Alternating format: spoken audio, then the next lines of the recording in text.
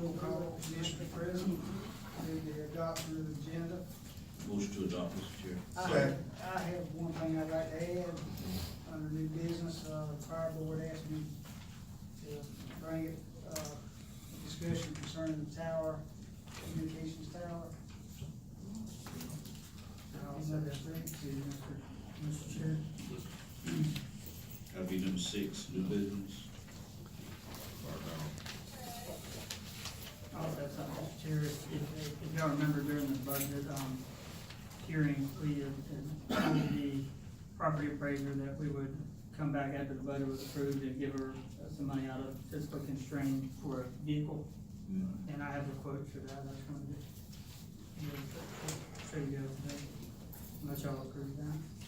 Is that, unfinished business? That would just be new business. New business.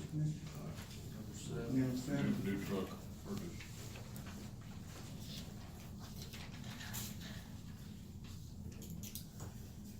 Anything else? Motion still stands, Mr. Chair. We have a motion and a second to approve. Any further discussion? All in favor, let it know by aye. Aye. All opposed? Do we have any petitions from the public? Yes,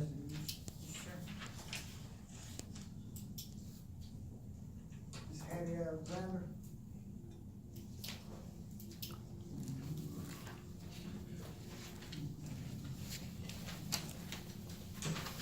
Good morning. Good morning. The Board of County Commissioners and everyone else. I'm Hattie Evans Alexander, and, present with me is another sibling, 2 are on the way. And we're representing 4 out of 8 of the property owners, on Petty Spring Road. All of us property owners, and we pay taxes. We're very concerned about the Petty Spring Road being paved. We've been asking for 20 years. Matter of fact, I can actually go back to 30 years when Frankie Carroll was a bus driver and a county commissioner. We had some medical concerns with our fathers. So with the condition of that road, this has created a problem with accessibility for medical and emergency needs. Needless to say, with my car, truck, tractor, my brother's tractor, and the last time I was here, I had to put my car in the shop. So I'm not quite sure if you all can tell me the process, we'd like to start that process. Now, we have waited patiently, and so when you don't know, you ask. So we would like for you all to please consider paving Petty Spring Road. I do have some pictures. There's maybe a couple of blocks that I think is limestone. The problem with that, and I have pictures with that limestone, and I guess the ditches, this has created like a one-way lane, okay? We also have documentation, and I thought I would have pictures, but I could mail that to each of you. We've had like at least 3 accidents due to, I don't know who cuts the limbs or who dig the ditches, but maybe whoever need to ride out and take a look. Because the question is, now who assumes the liability if there's an accident due to the county not cutting the limbs like they should be cut for those ditches or the road? So if you all, with all due respect, will please consider this. Matter of fact, at least 3 of the siblings, thanks to my father, and then other property we acquired. Matter of fact, I'm in the process of already talking to people to build a retirement home, but that's actually in limbo because I don't want to get stuck and I can't have access to get in and out, when I need to go to the doctor, the other people on that road. And so in closing, if you all would consider that, like I say, we have been talking 20 years and I don't know who we should be talking to except you all. If you all would consider this a priority. Reverend Charles Evans and his 7 sisters would be very grateful. And I also spoke with Bembry, and he told me, Leonard Bembry, he would join us in this effort. So thank you all. Mr. Chair, if I could make this comment on that, I'm it's in District 3. And I talked with Ms. Alexander a little while back concerning, our paving process. What we do, we have engineer and the road department on staff, and they sort of recommend us the roads, well, there's some criteria for paving the roads as to those roads that are critical, and we got a lot of critical roads in the county. But this time around, we've already let or advertised for bids on, the roads that were recommended to the board. Where are we in that process? As far as, bids for the paved roads? We'll be bringing those bids to you next week. Bids were due last week, they were open Monday, and so we'll be bringing them to the board at the next meeting. Okay, and unfortunately, Petty Spring Road was not on that list this time around. And we would love to pave all the roads in the county, and I even mentioned to the board about floating a bond to do some road paving, but that encumber the funds for a long time. We don't know, have an idea how much that would cost, and haven't done a study on that, as far as all the roads that are in critical shape, so to speak. Lonnie, you got any comments you wanna add on to that? The only thing is, right now, I think current cost is somewhere between $300,000 and $400,000 per mile to go from dirt to pavement. With a dusty road extension, we could probably do that road on, but it's expensive. And getting funds is the biggest thing. So, with all due respect, so how can, that's my point, how can we get on this list? And, you know, who takes care of the liability? And what's the criteria, and if it's public record, could we have part of the criteria? Things like road count, maintenance that's required, things of that nature. But I can work to put it on the board, to put it on the list. How many miles were we talking I believe those are about 4 miles, if I'm not 4 miles. mistaken. And just remember, they certainly get a copy of the ranking criteria, I mean, that's part of the record, anybody can get a copy of that. Yeah, we have that on file. Can I maybe get a copy tomorrow, or Sure. email it to Ms. Alexander? Sure. Okay. Or you can email it directly to her.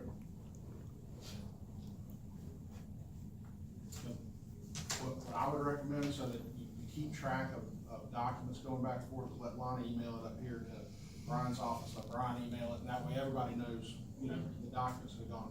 But you can certainly get that criteria and the list of the roads of how they are presently prioritized and all that kind of stuff, and that would be, I think, helpful in moving forward. Okay. It's currently on the list, I think, and I don't know what year, except for Springs. this, yeah. I'm having a hard time remembering where Pettis Springs, that's over West between of- Greenville and Monticello, Right, on that side, It's on You the know, south side. on the south side. where Leno Bembry lives. Sort of. Okay, well, it's west of Greenville. West of Greenville. Yeah. And it's a dirt road off of 90. That's correct. That's correct. So, I mean, we'll email you that information. Okay, so I guess I'm still, how can we get on that list? I think you're on the list already. So, And if they're not on the list, I think certainly, Mr. Moore, you can ask that their road be evaluated under that criteria, and we'll see where it falls out. That's would be the first step. Right.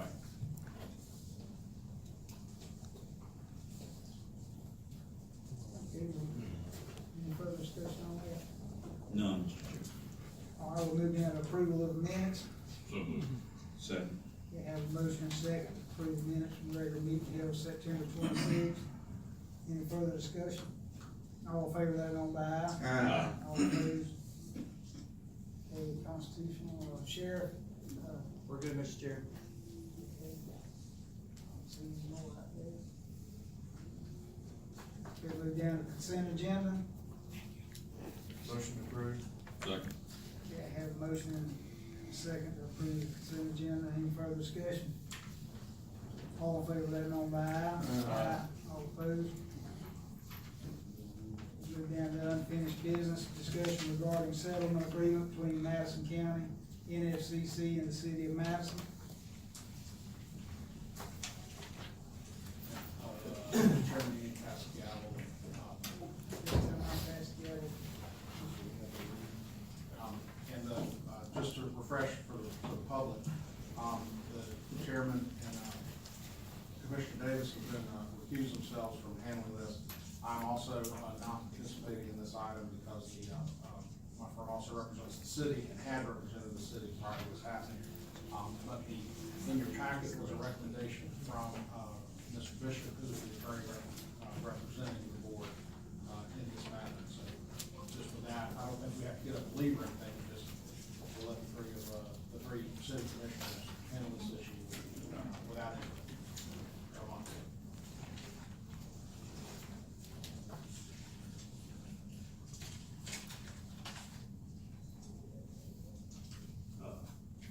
I guess the first thing we'll probably need to do is get an update as to where we are in the process. Mr. Kaufman, do you guys? Mr. Chairman, there is, an email in your board packet from Conrad Bishop, the attorney that's representing the county on this. He wasn't able to be here today, so there is an email, that's in your packet. To kind of give you a little background is that the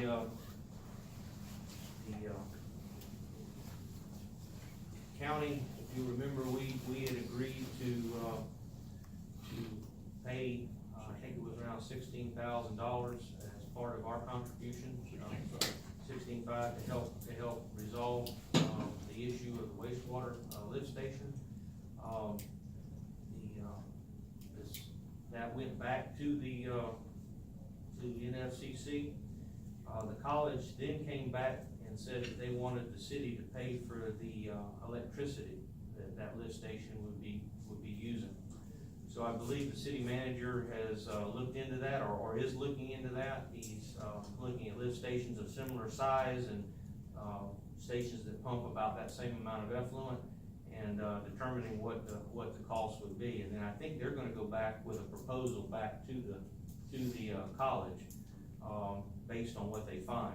We're hoping that they'll go back and say, yeah, we will pay for the power on it. So it's kind of in the city's court right now to evaluate the last proposal from the college.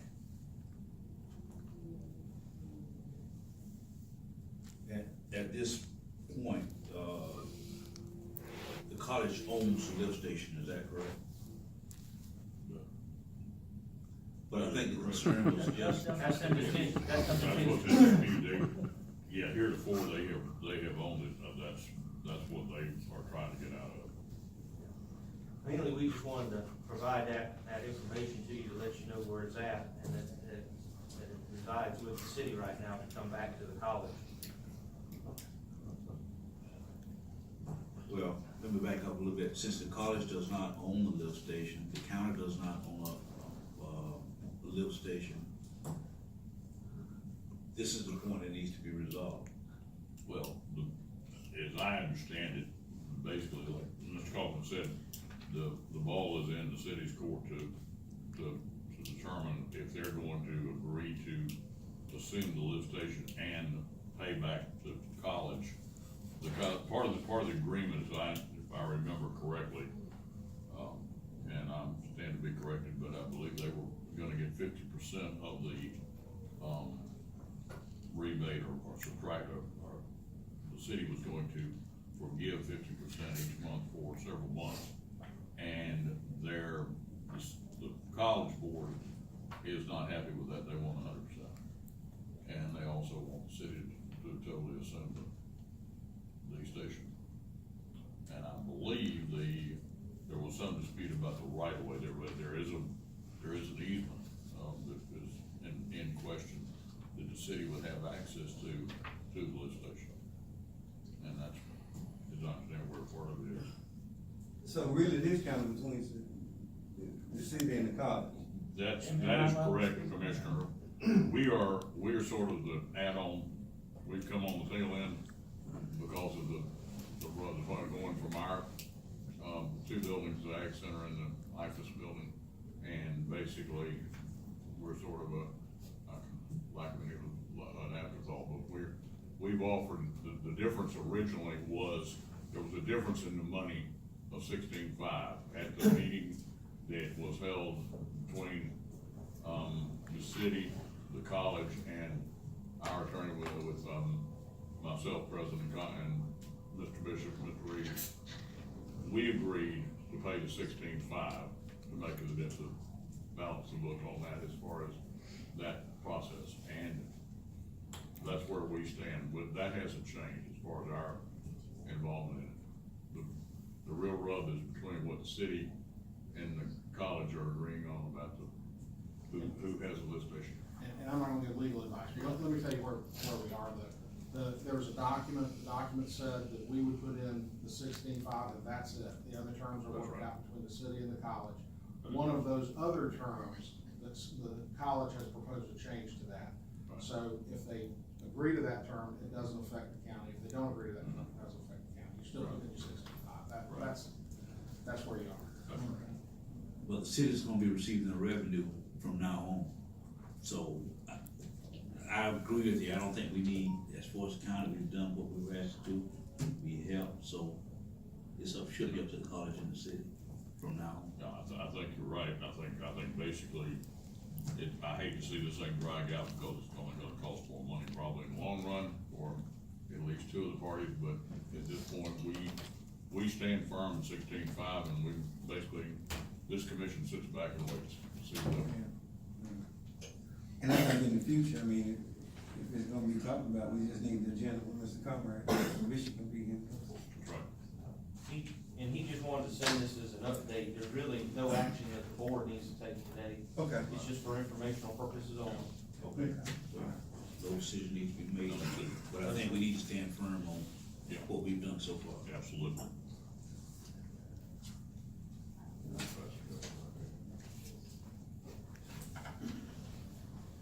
Move on down to Public Works Department, discussion regarding signage for northeast Old Blue Springs Road.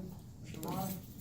Mr. Chair, if I may, I've received, concern from the citizen who lives on Old Blue Springs Road regarding to the heavy truck traffic that seems to be occurring right now on Old Blue Springs Road, and their request, of course, I think they actually have some property damage out there as well.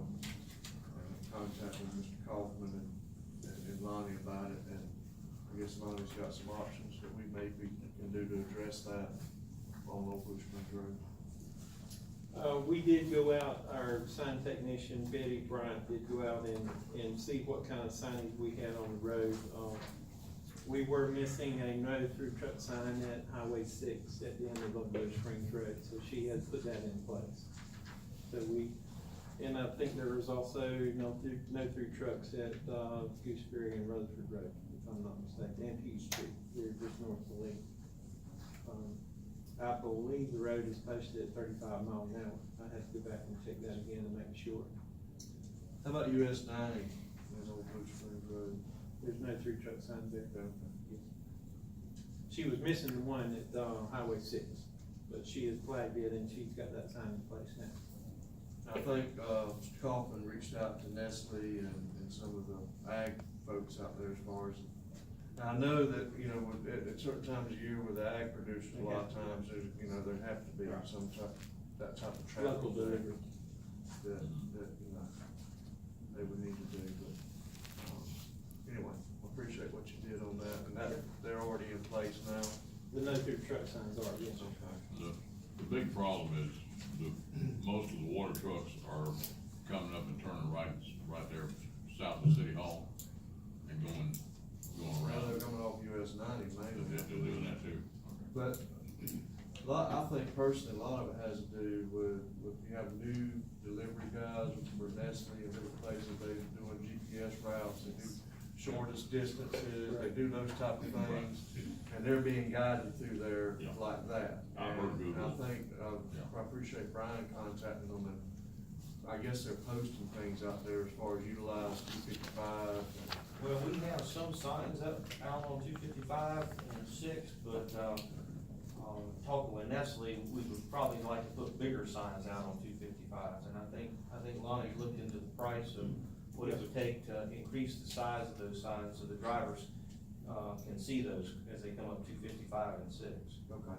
And we might relook at where we put them too, because if they are turning there by City Hall or Gooseberry or any of those, we need to put them there, you know, to help keep them going straight instead of making a turn.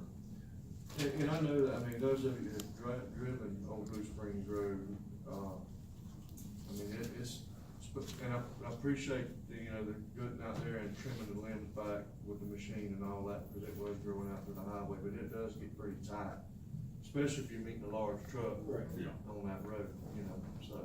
So is that a concern, the large trucks going to Nestle's to make pickups or? They're either dropping off or they're just using that as a pass-through road or connector road between, you know, 90 and 6 and so forth, instead of using 255. Just, it's an educational thing, and I think proper signage like they've done would help with that tremendously. Anything else? I got one thing, different subject. Could you put Petty Springs Road on the list as far as the bush cutter coming back, trimming edges? Yes, That machine's been working a lot. Yeah. It does a We've good got job. 3 machines run every day. It do as much as it can. It's just a slow process, and with 700, our paved roads, even the trees are taking over the paved roads. Right. And Yeah. we're trying to take everything in priority, you know, where the worst issue that, every dirt road in the county's got weeds growed up this year as much as it rained early in the summer. Okay. And it's just been a real issue for us this year. I will say though, I think that was a good investment on our part this time to get that machine here, because it has been running and I've watched it and they're working. Well, they are, and I wanna publicly thank Mr. Lonnie and his crew. I've seen several, I've already spoken to you about Yes. all the vines on the corner of Pickle Lane and 90 there at Bubba Green's property. Yes, sir. It hasn't been cut that good in 47 years that I know of. And it's time consuming when we do. It is time consuming, they did a fine job. But also, I went out and rode the county bus road from Central School around to the high school.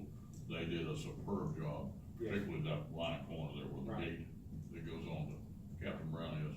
They did a super job there, and that was with the, I think the old yellow machine, not Yes. not the new one. Right. But they're doing a fantastic job on that. They're doing what they can, it's just Well, with the mileage of road we have, It there's looks no way we good. can keep What up with what the I've seen looks good. Anything else? Appreciate it. Yes, sir. I'm sorry, I got one more thing. Yes. And I took a picture of it, I can send it to you later. The railroad crossing, Florida, Georgia, just below the middle school. It's in terrible shape. I have the sign number, I can let you see it. Let me take a break. Yeah, if you get with me, give me a better location, is that one with the little dead end road right there at the school? Yeah, just a house that sits out by itself. Oh, okay. The individual that bought that, every time, well, not every time, but he had several punctured tires just in crossing. Oh, okay. But I'll show you the picture and, All right. there's a crossing number also. I'll let you look at that. Okay.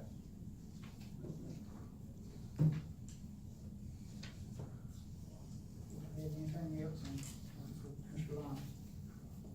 Appreciate it, Long. You're welcome. We'll move down to new business, we got a proclamation recognizing October 7th through 13th as National 4-H Week. Beth?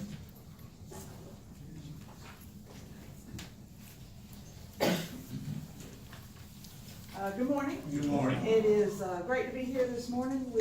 4-H is alive and well. Last week was National 4-H Week, and I believe you have a proclamation there, We do. okay?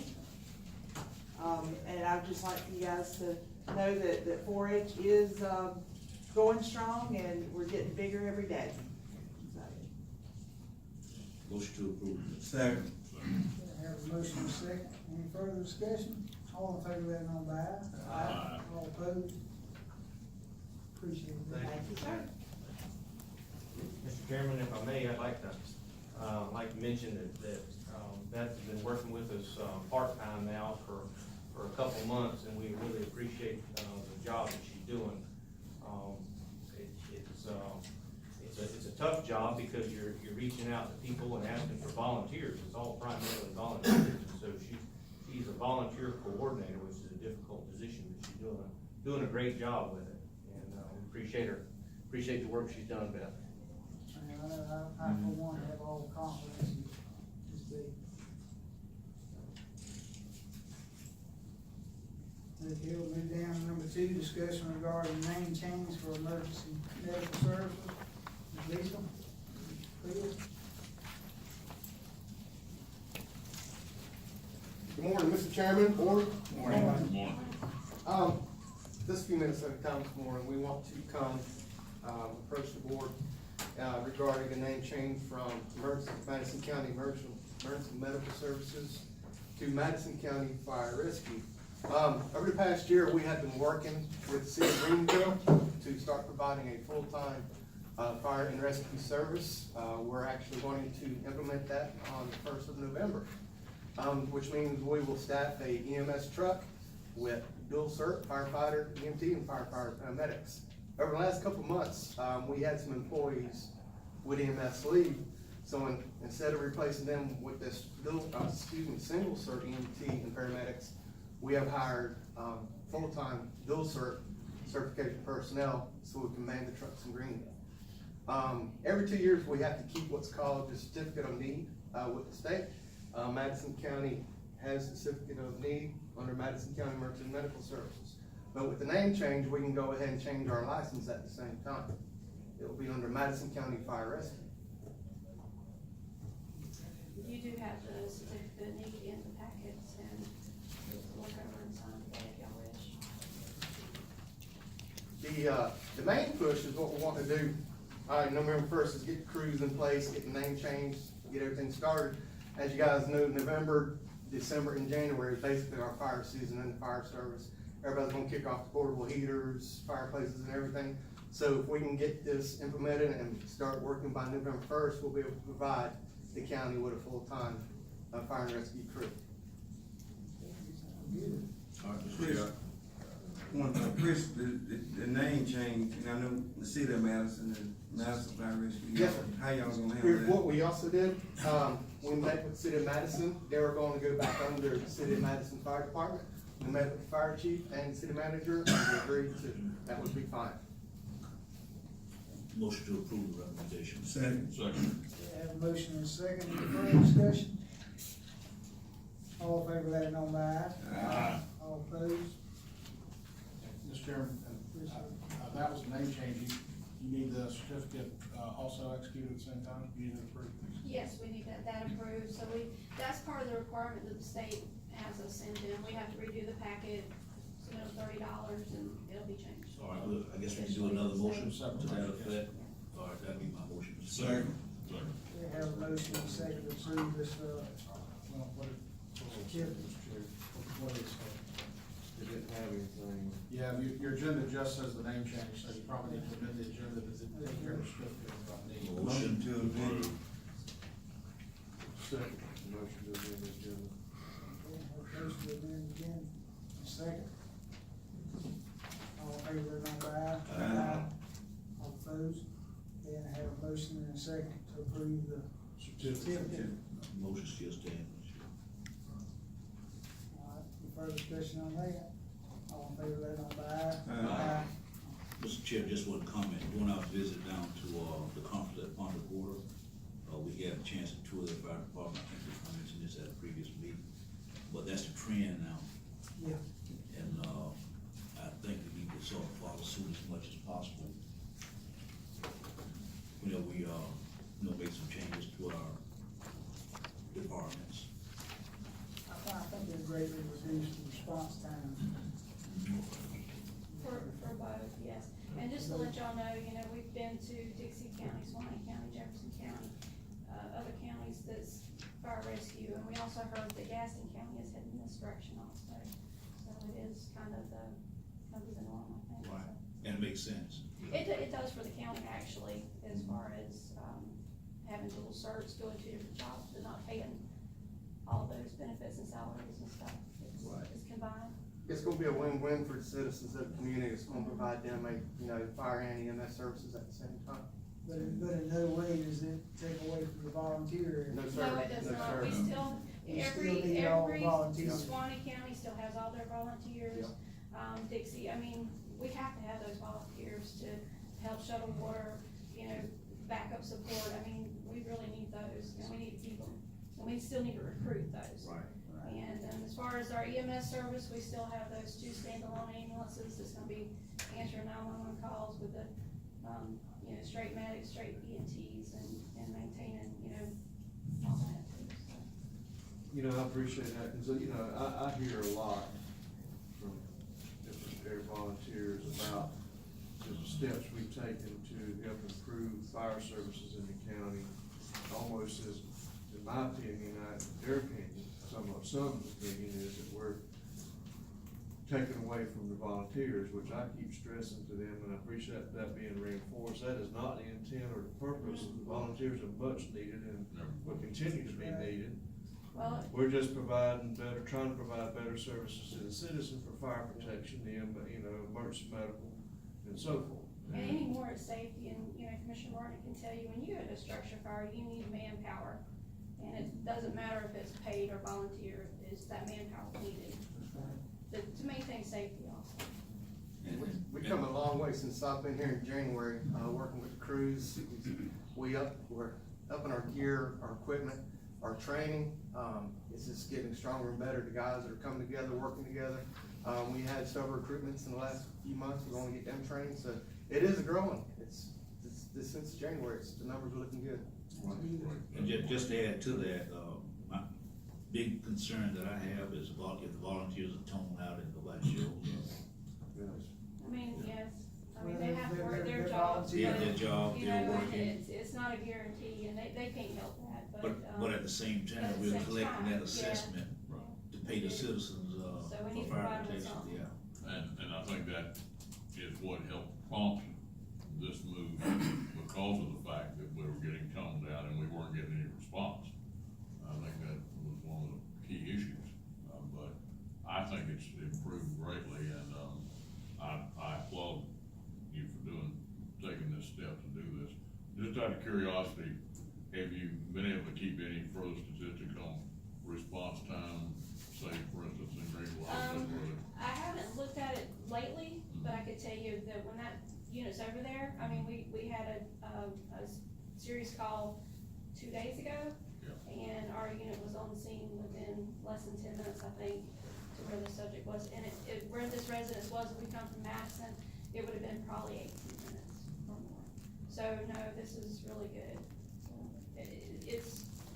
It's proven to be a lot better response. I commend you for it. Thank you. Thank you. Thank you. I think Your time's up. we still work with you, at the college as far as that firefighter one Yes, sir. certification, that hybrid we talked about. So Yes, sir. just stay on that if you would. We will. All right, thank you. Thank Thank you. Thank you. We'll move down to number 3, discussion of excessive animal habitat permit review for Elliott Acres Sanctuary in Greenville. And a proposal for an owner surrender fee of $20 in animal control. Mr. Daniel, Hey, how are y'all doing? how you doing, sir? Appreciate y'all, giving me some time this morning. The first item of business is, we have an EAH ordinance and a process that we go through with the sanctuaries that are in the county that meet the criteria, for the application. Right now, we only have one, sanctuary that, meets that criteria. They have applied for the permit, we went out and did our inspection. We have all the accompanying paperwork and everything, and, I think I included the inspection report there in your file, and everything looks good to us. The last thing we would need y'all to do, or the one thing we need you guys to do is to go ahead and, approve the permit, and then, we'll be doing this every year, so, they'll have that permit, on file with us. Motion to approve, Mr. Chair. Sir. Okay, I have a motion and a second to approve this permit. Any further discussion? And this will be an annual inspection, that's my understanding? Yes, sir, yeah, and there was a little bit of lapse of time, between the last one and this one due to scheduling conflicts, but, we do periodically check in with them, everything's above board, so. It's good that they are participating Yes, sir. and going forward with this program. And I will say with that, one of the criteria is that they have a hurricane preparedness plan, and they were able to implement that. So it worked out good for everybody involved, and we know exactly what's going on out there, there's no surprises, so it's a good, process, and I really appreciate it. Have a motion and a second to approve permit. Any further discussion? All in favor, let it known by aye. Aye. All opposed? Okay, great, thank you. And, the second item was a proposal, and of course, this is something to, consider. Nothing definite has been, made, but every year I do an end-of-year report in animal control just to see how the community is, doing with animal-related issues. And one of the trends that, we keep noticing is, the amount of animals we take in, and we compare that to the amount of animals that are surrendered to us or given up by their owners. And this could be for various reasons. Some of the top reasons are they move to a different place that no longer accepts pets, so they have to find it a place. Sometimes it's just irresponsible owners that create litters that, whether it be cats or dogs, that they can no longer take care of, so they turn them into us. Different circumstances like that. But for whatever reason, we are noticing a trend that about hangs around 40 to 50% of the animals that we intake annually are animals that are owned and no longer wanted or can no longer be cared for. So in kind of wanting to lower our euthanasia count and kind of wanting to make people more responsible, I was considering a owner surrender fee. So in other words, how it would work is if you had a dog or a cat that you no longer care for, we would accept that animal. However, you'd be responsible for at least covering some of the cost of us housing it. If the need arose to humanely euthanize it, covering the cost of some of the expense incurred by the county. Now, this doesn't take in strays or anything like that. It would be a part of our normal business. These are just animals that people no longer want or need for whatever reason. They have a free service with the county, so they turn it into us. And what tends to happen, we have people that are habituals, and we know who they are. And it kind of a fee would enforce to them, maybe put that money into getting that pet spayed or neutered, or find another responsible pet owner that could take that animal instead of just, turning it into us to be euthanized ultimately is what's gonna happen. So those are just some things to consider. I don't expect a decision today on that, but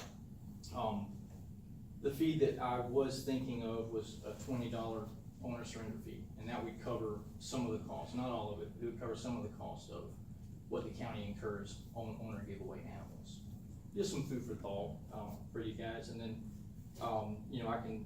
This is something brand new, so I want to run a few more things past my supervisor and kind of tweak it a little bit, fine tune it. But that's just something that